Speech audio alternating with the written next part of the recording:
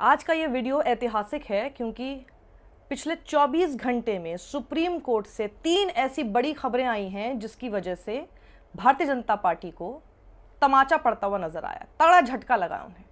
सबसे पहली खबर तो ये है कि कैसे इलेक्शन कमीशन ऑफ इंडिया को सुप्रीम कोर्ट द्वारा ये निर्देश दिया गया है कि उन्हें ईवीएम के साथ वीवीपैट की स्लिप्स का मिलान पूरा करना होगा। एक एक स्लिप का मिलान, ये नहीं चलेगा रैंडमली 4-5 उठा के आपने ईवीएम से कर दिया और फिर बता दिया हाँ भैया बिल्कुल सही हुआ है। नहीं, एक एक स्लिप का मिलान करना पड़ेगा, जो अभी तक नहीं होता आ रहा था।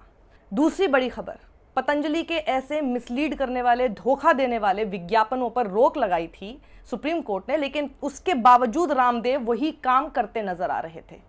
तो रामदेव को वहां पर कोर्ट में खड़ा होना पड़ा और हाथ जोड़कर गिड़गिड़ा रहा था रामदेव, हाथ जोड़कर मुझे माफ कर दो, मुझे माफ कर दो। पता नहीं ये माफी शब्द कितनी बार सुनाई दिया। माफी वीर, नए भारत के नए माफी वीर रामदेव ही कहलाएंगे। लेकिन उसके बाद भी कोर्ट ने कहा हम आपको माफ नहीं कर रहे हैं, ये जो आपने किया ये पर्जरी है। बाबा रामदेव, आपने ये गलत दावा क्यों किया कोर्ट में कि आप कोरोनिल से इलाज करेंगे? सही ठहर भाई, ओ बाबा रामदेव,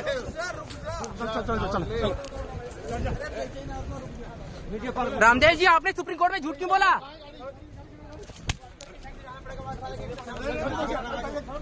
अरे सर ठीक है, अरे हाँ ठीक है, आप हाथ तो छोड़ मेरा।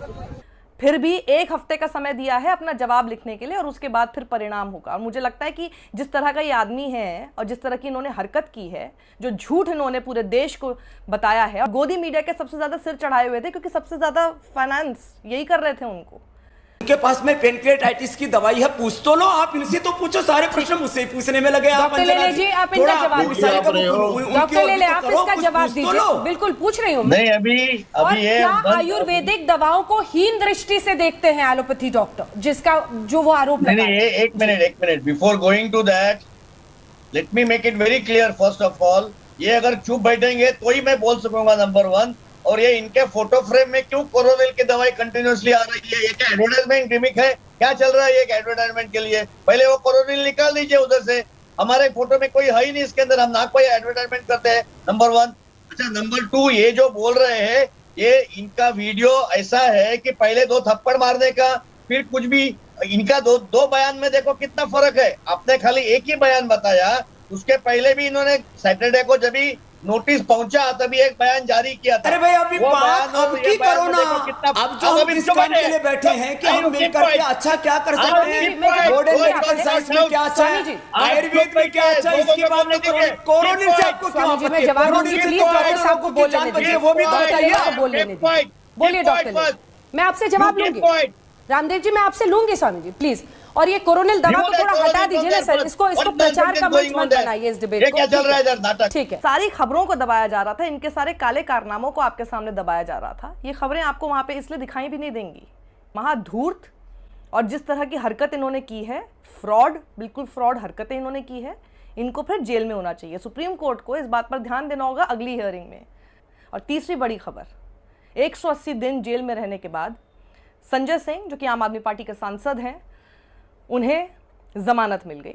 और जमानत जब मिली तो ईडी ने यह कहा कि हमें कोई आपत्ति नहीं है इनको जमानत दिए जाने पर।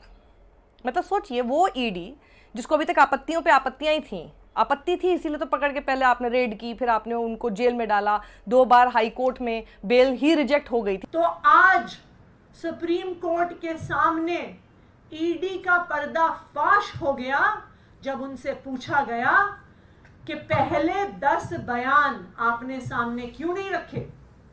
11वें बयान में ऐसा क्या था कि आपने सिर्फ एक बयान मांगा? Have no objection in case the appellant stay over there before that leave granted. Sanjay Singh is released on bail during pendency of the proceedings.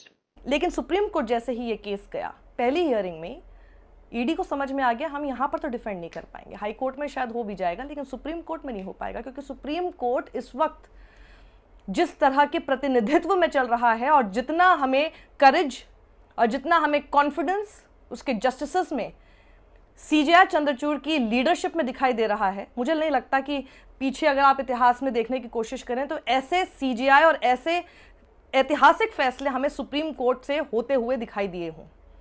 पढ़ा करते थे हम लोग, इंदिरा गांधी के सामने सुप्रीम कोर्ट का क्या क्या फैसले आ जाते थे, सुप्रीम कोर्ट भी अडिग रहता था बेसिक स्ट्रक्चर को लेकर, कैसे सुप्रीम कोर्ट ने इंदिरा गांधी को कितनी सारी चीज़ों पे मात दी थी। बिल्कुल वो सब चीज़ें जो हम किताबों में पढ़ते थे वो अभी ऐसा लग रहा है कि यही इसी तरह की चीज़ें आप आगे चल के देखिएगा किताबों में पढ़ेंगे, क्योंकि ये इतिहास है, ये इतिहास रच रहे हैं इस वक्त सीजीआई चंद्रचूड़ और उनकी पूरी team of justices in supreme court today. उन्होंने पूछा ईडी से कि कोई ट्रेस ही नहीं है मनी का, कोई रिकवरी नहीं है मनी की, तो ये तो साफ दिखाई दे रहा है। तो ईडी किस हिसाब से, आप बताइए ना, किस चीज़ पर ये बोलती कि जी नहीं इनकी बेल रिजेक्ट होनी चाहिए, किस आधार पे बोल देती? तब बढ़िया केस अभिषेक मनु सिंघवी ने सुप्रीम कोर्ट में लड़ा है और 180 दिन बाद संजय सिंह बाहर आए हैं, ऐसे समय में जब पहले ही, अभी तो मैं 24 घंटे की बात बता रही हूँ, लेकिन इससे पहले इलेक्टोरल बॉन्ड स्कीम पर पहले ही बहुत ज़बरदस्त वाला तमाचा मार चुके हैं सुप्रीम कोर्ट। उसके बाद से तमाचे पे तमाचे पड़ रहे हैं और सिर्फ 24 घंटे के अंदर जब 3 ऐसे तमाचे एक साथ पड़ जाएं तो आप यही सोचिए कि सुप्रीम कोर्ट ना होता तो आज आपके संविधान को, आपके देश को कोई नहीं बचा रहा होता। पूरी मनमानी चल रही है यहाँ पे, अपने हिसाब से जो करना है किया जा रहा है, जैसे कि बस हाथ में सत्ता आ गई है और जो मन करेगा हम इसे अपनी जागीर समझ के करते रहेंगे। संविधान से नहीं चलाने की कोशिश हो रही थी देश को, अपने ही लिखे हुए संविधान से चलाने की कोशिश हो रही थी, तो ऐसा होता नहीं है। सुप्रीम कोर्ट ने बता दिया कि